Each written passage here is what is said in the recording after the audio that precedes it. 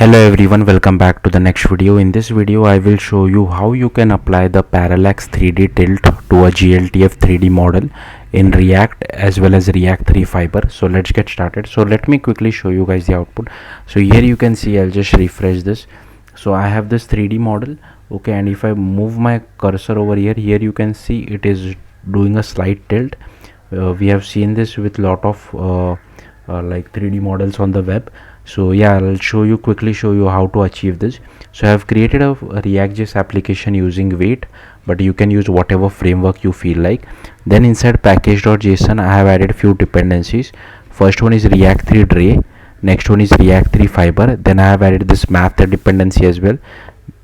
Make sure it is AA, and here I have added ThreeJS dependency, and given that I am using TypeScript, I have also added type/3. Okay, so that's all you need. Then you just need to make sure inside your public folder you add your own GLTF model. So I have added this GLTF model. Then inside main.tsx there is no code as such. So inside app.tsx, here firstly you have to copy paste all these imports. Then I have created one div so that it occupies entire width and height. This is our canvas, for which I have given shadows as well as camera position. And this event, I'm not sure if this is needed. I don't think so this is needed, so I'll just remove this. And event prefixes client.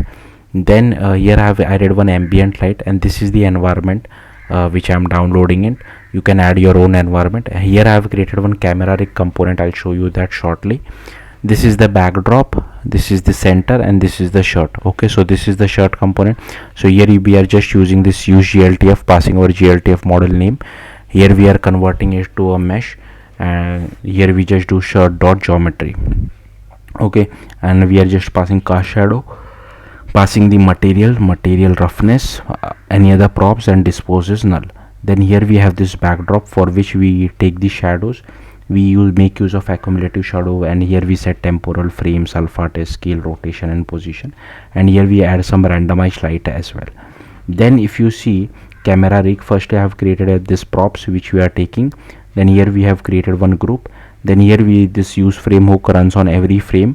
So here we just do easing.damp3, passing in the camera position, and here we add this damp3e, again current rotation, state.pointer.y divided by 5, and .x divided by 5 minus .x. Okay, and here you can pass this value. The lesser the value, the better, I feel like.